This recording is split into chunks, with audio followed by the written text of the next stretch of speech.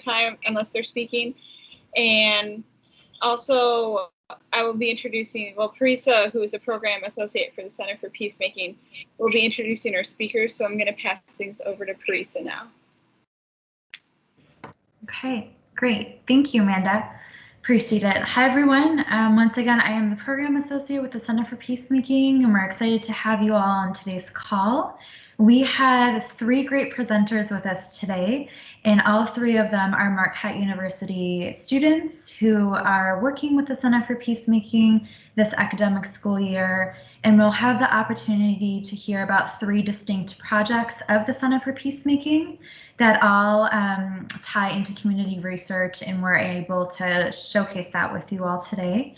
2 of those projects are initiatives here in the city of Milwaukee, which we will have Ayala and Anna present on. And then we have a unique opportunity to hear about a more international project that Catherine will be sharing with us at the end of our time today. So for those who are on the call who are interested in getting involved in these projects as students, we encourage students to apply for these positions next fall. We would love to connect with you. And then for those who are faculty and staff and who would like to learn more about the project details, after this presentation today, all of this is on our website as well, and we would love to further connect on how we can get other community members involved in our initiatives.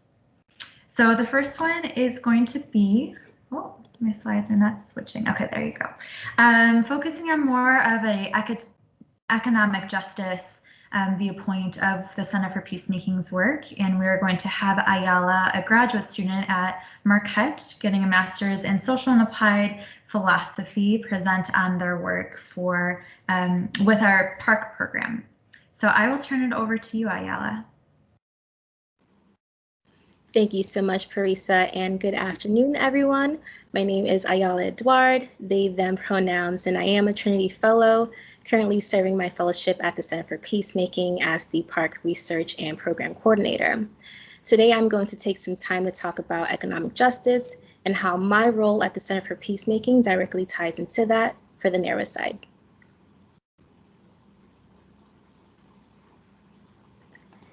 So I'm going to take some time to talk about me for a little bit. I am originally from Brooklyn, New York, and I also grew up in Central Florida, Tampa Bay to be exact. Being a part of tight-knit communities has always been a part of my life and my identity. Inevitably, once I got to college, I did take on a role as an economic development coordinator, which allowed me to connect with business owners in the area and connect them with students that wanted to volunteer their time at their establishments. So once I graduated, I entered into a life of service that I have not been able to escape. I've completed a year at City Year in the South Bronx, tutoring middle school children. I also lived in Spain as an au pair, and then I was able to foster strong young minds as a kindergarten teacher in Florida.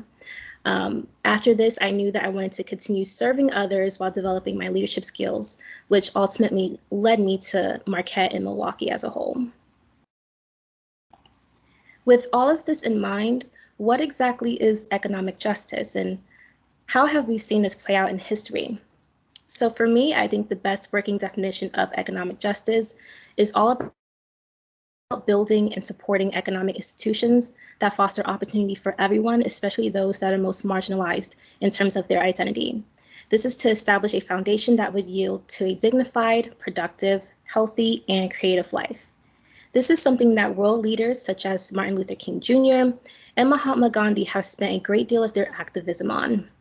And moving towards nonviolence and establishing peace, making sure that people have the ability to establish strong and healthy communities is crucial.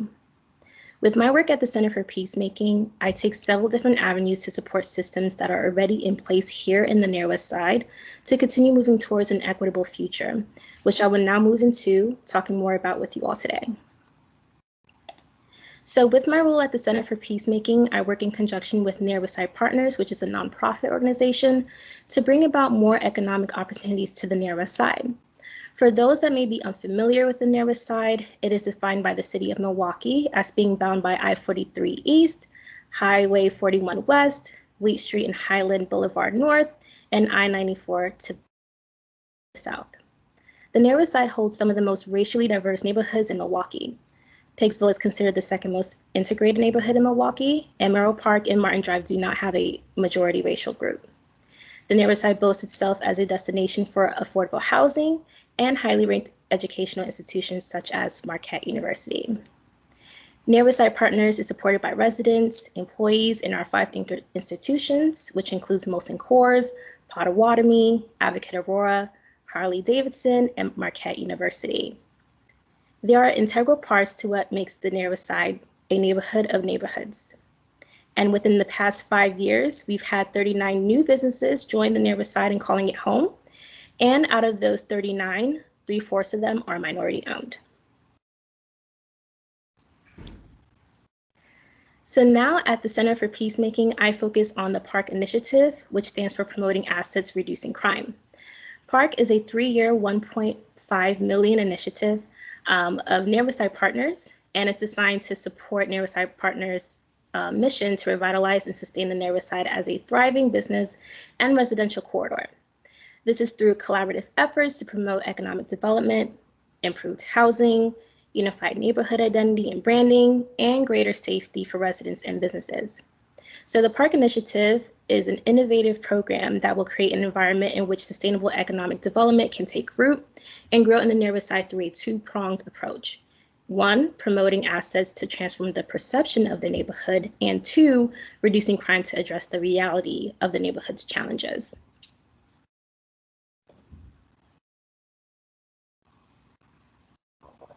Since equity is one of the focuses for Nearbyside Partners and the Center for Peacemaking, we have a focus on supporting businesses to come to the Nearbyside and invest.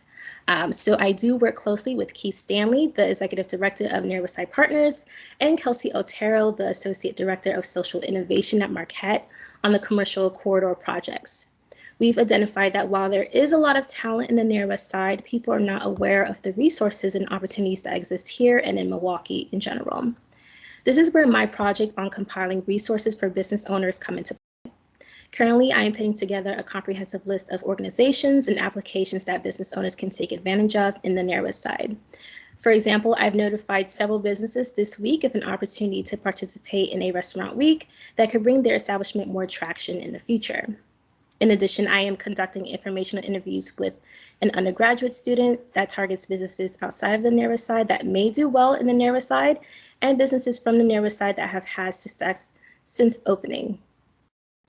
Some of the main goals of these interviews is to figure out what obstacles future business owners may have in opening up in the Nearbyside, how to best navigate these issues, and identifying what highlights Nearbyside Partners can focus on when recruiting businesses in the future. This leads into the business recruitment plan that I'm creating based on the informational interviews, and the business directory of Black and minority-owned businesses will assist in this, and that it will allow us to connect with Black and minority-owned businesses across the U.S. in hopes of persuading them to come to the Nearbyside. So what are some of the key learnings for me in pursuing this work? I must say that I am learning that economic justice and nonviolence pursuits go hand in hand. And while I am new to Milwaukee, I'm constantly forging relationships with business owners and other stakeholders. This allows me to leverage partnerships in furthering economic justice in the Nearbyside. This is also work that I am not doing alone. I definitely work on a team with 8 undergraduate students, residents, and other leaders in moving these projects along. I'm also learning the importance of creating a model that is replicable, and that is my hope, that I can create something that anyone can implement in their own neighborhood. In addition, in conducting economic justice work, there is a commitment to equity and diversity that has allowed me to analyze the structures and challenges that the Nearbyside face. I imagine I could use these same formats in evaluating other neighborhoods and cities. In closing, I would like to share that I'm only 6 months into this fellowship, and I still have a 1.5 years left to go. With this in mind, I ultimately want to see the 5 major commercial corridors of the Nearbyside flourishing and active in ways that are even beyond my imagination. Thank you so much, Ayala. We wanted to give some time to the audience right now. If you all want to turn on your cameras and ask any questions that you may have about Ayala's work, about the PARC project, the Center for Peacemaking's work, and the Center for in the Nearbyside, excuse me, please do so now. You can use the chat as well if you're more comfortable that way.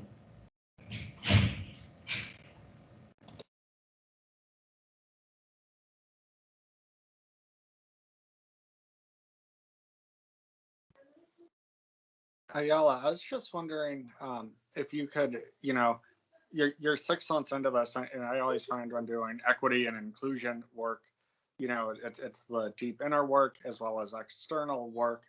Can you talk a little bit about that work that you've had to do in approaching this work, and then what sort of surprised you, versus maybe whatever you envisioned you'd be doing when you started? That's a really great question, Pat, and I'll do my best to answer it in full. What I've learned so far in just making sure that I'm doing the internal and external work in doing economic justice is just really making sure to acknowledge that, like, I'm not from Milwaukee, I'm not from the Nearbyside, so just to kind of zip my lips and to open my ears more and to listen to what the concerns are from residents, what are the concerns from students, what are the concerns from employees and business owners, and also just acknowledging, like, what are the highlights that have happened in the past 6 years as well, and working with residents and students and everyone that lives here to figure out, okay, well, how can we move forward? That's been the most important thing for me to do personally in order to work on, like, the internal and external side of things. And what surprised me the most about this work is just how much people care. Just how much people care about the work that we do and wanting to be a part of that movement.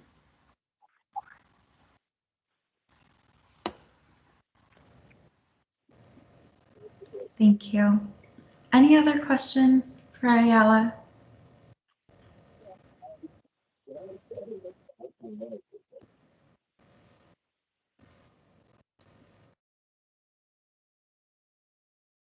Okay. Well, like I said, Teresa, Ayala, if you had to recommend, what are the top 3 places, the sort of hidden gems or maybe people don't know about that, you'd hope that, they'd go see in the commercial corridor work you've done?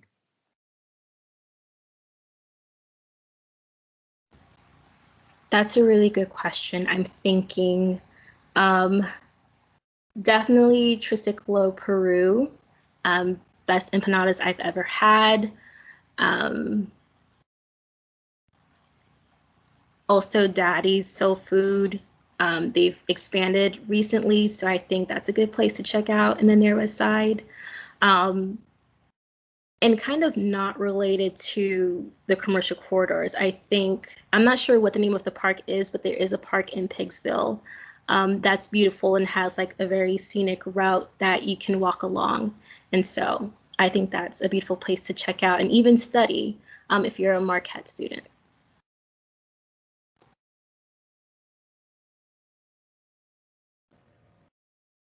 Awesome, thank you.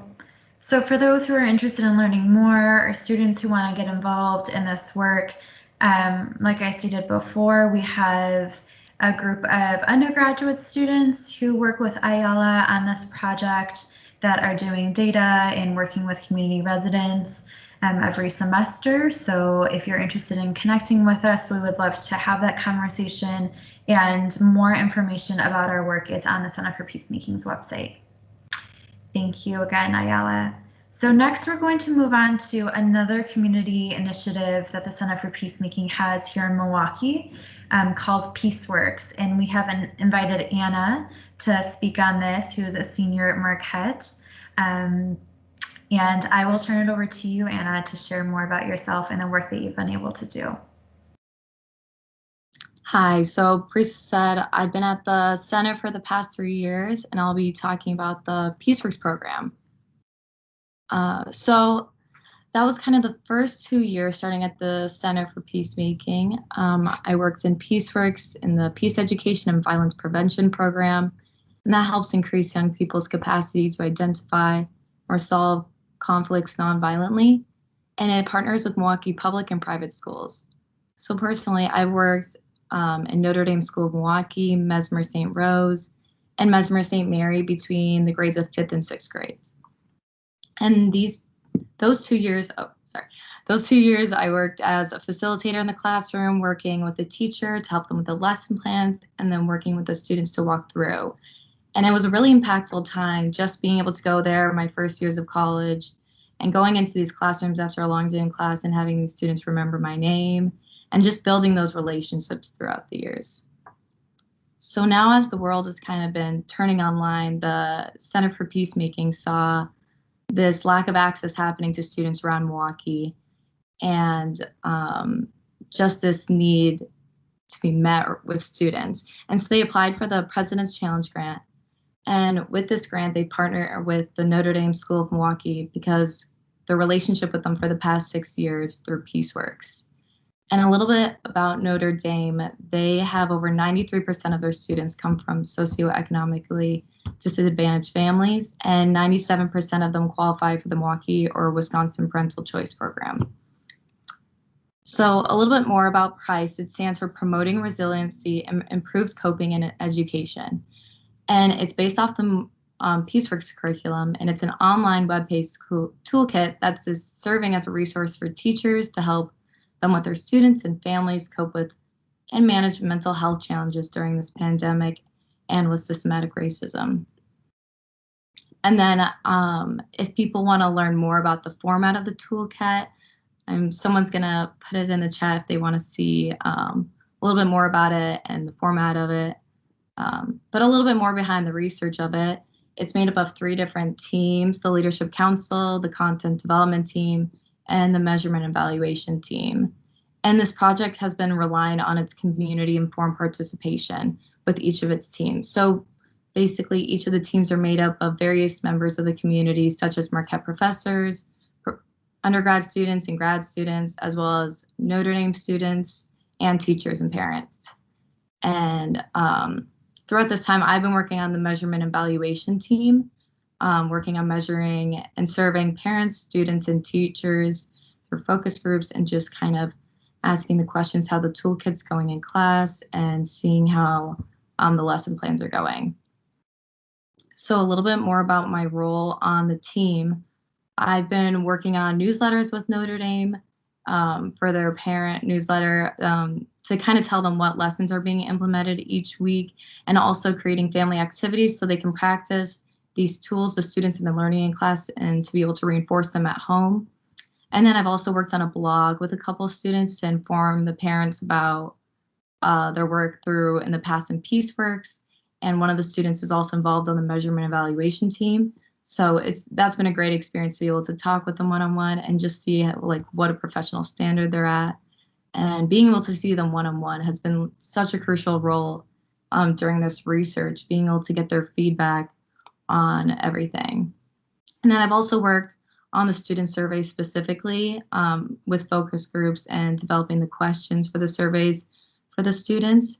And that's also been such a great experience because one of the students in my group was in my first ever PeaceWorks class. So it's been fun to see her 2 years later, now in this professional role, and just see the growth she's seen and become such an important role to hear feedback from working in PeaceWorks and now to working on PRICE. So now, reflecting on my time with the center, I've realized I've acquired all these new skills throughout the time. From working in the classroom, I've gained these communication and leadership skills from leading different classroom activities and just communicating with the teachers to the students. And then moving on to the research side of it all, I've seen a whole different side behind PeaceWorks, which has really helped my writing and problem solving from going from the surveys to the newsletters. And overall, this has kind of ignited this passion with me to work with youth. My first year at the center really just opened my eyes to these systematic injustices and made me want to learn more about it. So throughout college, I've interned at the courthouse in a family clinic with free legal forms, more with civil suits, but that really just inspired me to continue learning more about this. And then overall inspired me to want to go to law school following my year after graduation and study family and juvenile law. And it's really my ultimate goal to implement these elements I've been learning in nonviolence peacemaking and these tools I've been learning over the years in PeaceWorks and just implement them in my future profession. So thank you. Great. Thank you, Anna. And for those who are interested in learning about PeaceWorks, you're welcome to contact Sherry Walker, my colleague at the Center for Peacemaking, or you can also visit our website and you can learn more. We did include the toolkit in the chat so you all are able to see the different lesson plans that are being created and taught in the schools right now. Does anybody have any questions for Anna on her role, the program, the work that we're doing in the center? Sandra? Yeah, I've just recently been learning about the work that the city of Milwaukee and Milwaukee County is doing in violence prevention and, addressing it as a public health issue. And I'm just wondering if there's a connection between Marquette's PeaceWorks project and the city or the county.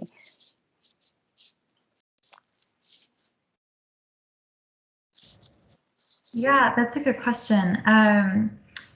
Chris or Pat, do you want to jump in and share that too? My understanding is that we are very closely connected to the Milwaukee public school system. But when it comes to the city government, I'm not sure how much of a connection there is there. Yeah, thank you, Sandra. Sorry, I'll jump in, Parisa. Yes, we definitely are closely partnered with Milwaukee Public Schools. We've had conversations with the juvenile justice system and also have some relationships with the Office of Violence Prevention in the city. So yeah, some of our work does overlap and some of our projects entwine with that. Thank you. Thanks. Great question, thank you. Any other questions for Anna? Or Sherry?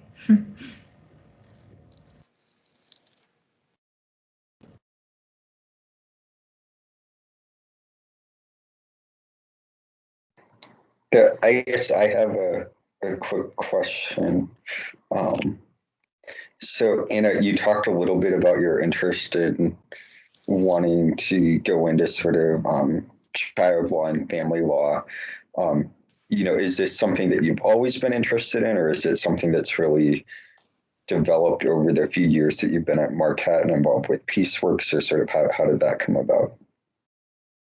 Yeah, that kind of, I came into college not knowing at all what I was wanting to do. And through working at the center and through PeaceWorks, that's kind of sparked my interest. And then through the different jobs I've had throughout my years of undergrad, that's made me want to go to law school. But before then, didn't really have a clue, but yeah.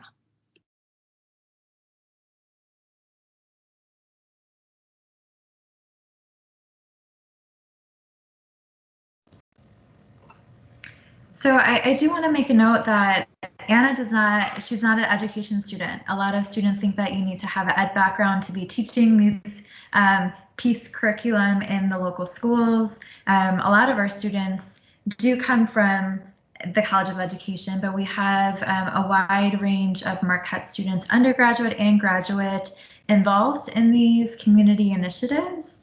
And so this is a perfect example of how a student from a political science background is getting involved and using a lot of these skills and experiences to complement their studies and their career aspirations. And it's been a really, for me as a staff member with the Center for Peacemaking, to see the growth, the reciprocal growth, the students that we're supporting in the local community, as well as the experiences that students at Marquette are experiencing through this educational program.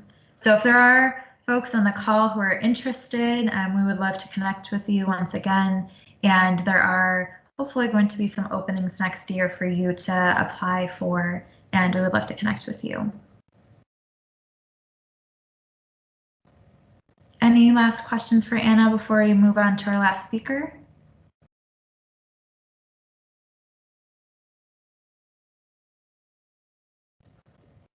Okay. Thank you, Anna. Appreciate it. Okay. So lastly, we are going to have Catherine speak on the Relational Learning Project, which is a more global-facing project the Center for Peacemaking has been involved in for the last few years. And Catherine is a junior at Marquette studying economics and international affairs with double minors in Spanish and business. And so, Catherine, I will turn it over to you to share more about your work in our project. Wonderful. Thank you, Parisa. So as she mentioned, I'm a junior studying economics and international affairs. I've been working at the Center for Peacemaking since my freshman year, and I have the really amazing honor and privilege to work both for the PARC team and on this Relational Learning Project. So a little bit of history about the project. I joined the project in January of 2019, while the main partners were still in this kind of brainstorming stage. Our main partners are the Center for Peacemaking, along with the Afghan peace volunteers located in Kabul, especially Singaporean physician Dr. Hakeem Young, and also a US-based organization called Global Days of Listening. We're really trying to figure out what the goal of the project is, and I would say the goal of the project is to learn what people's attitudes are towards nonviolence, and also to help people feel more connected to each other and to the overall nonviolent movement. So what exactly is the project? If you want to go, following a general registration and consent form, participants have the option to participate in a survey, circles, or both. The survey consists of questions where there are two similar statements, and the participant has to choose between the two. For example, two statements could be, nature should be considered in a country's laws, and nature should not be considered in a country's laws. These questions cover a whole variety of topics related to nonviolence and help us gauge where the participant stands on these issues, and therefore how they stand on issues related to nonviolence. The survey is currently available in 9 different languages, and that's so that we can really promote this international involvement from anyone across the world.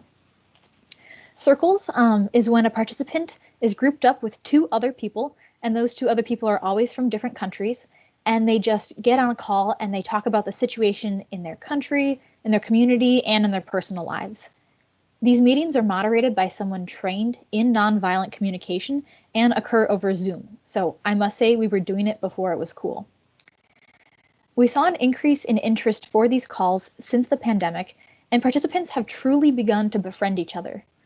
The group decides within itself how often they're going to meet, so the circle I'm in has been catching up together every 3 months or so. Currently, after many revisions and translations of the survey component, we launched the project in fall of 2019. On the next slide. There are currently 342 registrations and about, 343, I updated that one, and about 27 active circles that are meeting at different intervals. This past semester, there has been an influx in interest for those circles, so we're currently in the process of recruiting and training more moderators for these meetings. It is really important to us that the moderators are not only able to mitigate cultural differences in conversation, but are also well-versed in nonviolent communication techniques to ensure that the conversation runs smoothly. The photo on the slide is an example of nonviolent communication techniques of making sure you're actively listening and responding to each other before moving forward in the conversation. So also with our current status, as you can see, we have had quite the international response to the project. These are all locations where a survey or registration has been submitted. The most concentrated areas of interest are in Afghanistan, Singapore, and the United States, which is where our core project team members are located. But we are currently talking with a man in Kenya and a woman in Costa Rica to help promote the program through universities, community groups, and other nonviolent organizations to try and spread the word on those continents. So my role within the project has taught me so many different skills about project development, outreach, and even social media. Under development, I was able to help edit the survey when we were still in that brainstorming process, and I also learned the formal internal review board process. So this project is established as a formal research project through Marquette University, which is a process that I had never heard of before. This helped me methodically think through all aspects of the project, especially how to keep participants' data secure. As the results have been flowing in, I've been applying data analytics skills to visualize the data and learn where our participants are coming from geographically and emotionally. In order to spread the word on the project, I created Facebook and Instagram pages, as well as a website to provide more information on the project. But I did have plenty of help learning the technique of web design. I've also been working on connecting Marquette Peace Studies students to the project through the PARC meeting and those student meetings, and also through Peace Studies student gatherings. I'm always trying to expand our opportunities for a wider reach beyond our present partnerships, and have enjoyed learning about the wide opportunities there are for online promotion. I personally have been participating in a relational learning circle and have benefited greatly. My group is moderated by Dr. Hakeem Young and consists of a man named Erwin in his 70s from Luxembourg and a girl my age named Sadiqa, who is originally from Afghanistan but is currently a refugee and college student in India. These meetings have helped me put my life into perspective in a way that I never could have imagined. Over the course of a year and a half, we've had about 5 meetings, and each time we pick up where we left off and we learn more about each other's lives and nonviolent struggles. These meetings have been such a blessing, especially in 2020, because we were able to talk through our goals and our fears as our worlds, although we were so far apart, they all came to a standstill. Having the whole conversation set up in this method of nonviolent communication allows us to reflect and actively listen to each other. There's just something so much more uniting and human when I'm not just reading about events that are happening on the news, but I was actually able to listen and ask questions of people that were going through it. And we were able to compare notes about how different events were happening in our different countries. These meetings have helped me gain empathy and inspiration for not only the people in my circle, but for everyone who is seeking to live their lives nonviolently. So based on my amazing personal experience and how much fun I've had developing this project, I encourage any of you that are looking for a way to feel more connected with people around the world, or any of you who may be feeling a bit isolated at home, to consider joining the project. It is open to anyone over the age of 18, and our scheduling is extremely flexible because you decide with your group. So if you want to slide, feel free to email me or visit our website if you want to learn more about the project, and I'm happy to answer any questions you guys might have. Thank you, Catherine. I just want to add that I joined one of the relational learning circle calls early on when the pandemic hit. And there was 2 folks on the call. I'm not remembering exactly. I believe one woman was based in London, and someone from Afghanistan, Hakeem, based in Afghanistan, and one other person from another country. And I remember finding it so insightful to see how others around the world were responding to the pandemic, the precautions that they were taking, how their communities were responding. And it was just this moment of realizing that this is something that globally we're all experiencing together, and it made me feel really connected. And there was power in that too, and it provided me with a sense of comfort of this is hard, but as a global community, we're going through this together, and the responsibility that comes with that. So yeah, I'm really grateful that the center is a part of this project, and Catherine has had the opportunity to be so deeply involved in the development of it. So great work, Catherine. Thank you. Any questions specifically on this project, or anybody interested in learning more about Catherine's experience?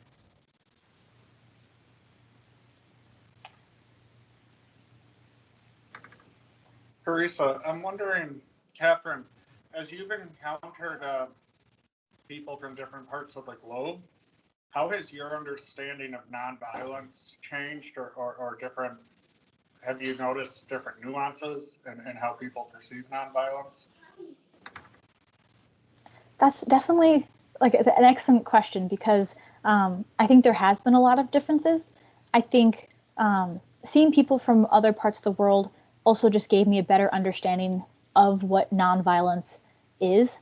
Because in my mind, just beginning work at the center, I was seeing it very much on these large societal issues, seeing it as a way that we need to make major changes within institutions and systems in our society and, within different violent conflicts. But being able to talk with members of the Afghan Peace Volunteers and other just people from around the world, I really come to realize that it can be a much more individual and personal choice, a set of personal choices that you make every day, where it can extend all the way to the way that you're treating everyone you pass by in the street. It's the choices that you make for how you explain different difficult topics and how you listen to other people. So while I initially thought that nonviolence was always this thing done on such a large scale, and that definitely is a key component of it, I've really come to realize that nonviolence is how you choose to live your life on a day-to-day basis. And a lot of those little changes and all of us deciding to make those little changes really can help make those larger societal changes that we need to see. Thank you, Pat. That's a great question.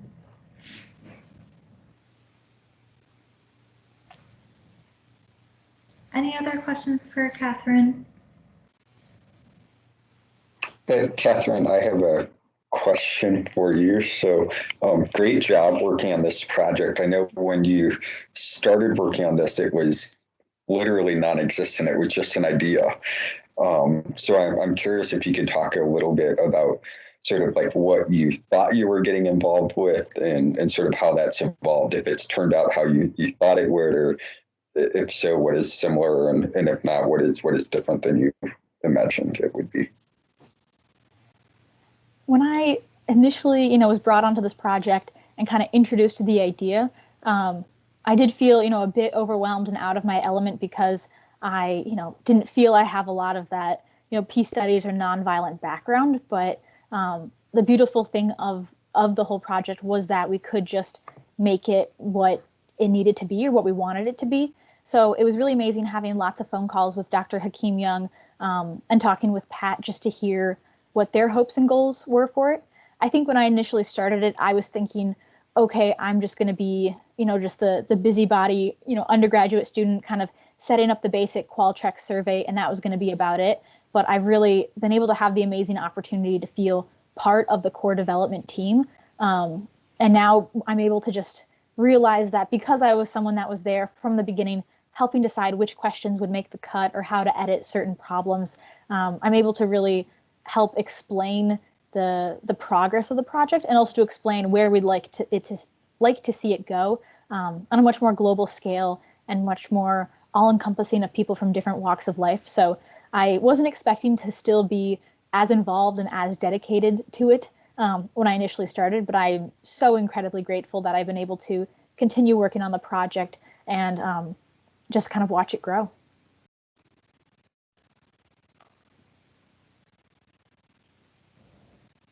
Thanks, Catherine.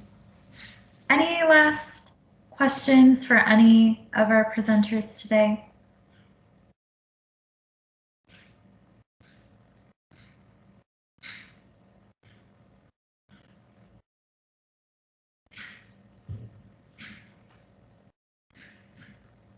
Okay. Well, thank you to all three of you for presenting. I get to see this work happening in our office, but just hearing it in a presentation like that, it's pretty remarkable to see the work that Marquette students are doing every day and just all the intricacies. So congratulations for this work. We wouldn't be able to do it without you all. So thank you for presenting. Thank you all for joining the call today. And we hope to continue to be in community with you all and to do this work to support Milwaukee community residents as well as global partners and build those communities that are so necessary right now, especially during the pandemic. Amanda, would you like to share what upcoming SOUP programs we have for next week? Yes, so we have a SOUP with Substance next Wednesday, and the topic for that is going to be about El Salvador. We'll actually be having someone joining us who is in El Salvador, and that'll be at the regular noon time on Teams. And then we also have another one on next Thursday that Center for Peacemaking is actually hosting. And that one's going to be having a panel about anti-racism and spiritual communities. The time's going to be at 4:30 or 5:30, but still on Teams. And then I'm going to just send in the chat the link for you to sign up for any of those events, because then you'll receive the link the day before. But yeah, so thank you everyone for speaking today and coming. Thank you so much, everyone. We hope to see you at other SOUP with Substance programs. They happen every Wednesday from noon to 1. And thank you, Campus Ministry, for all the work that you all put into these programs. We appreciate it. Okay. Enjoy your week, everyone. Thanks for joining.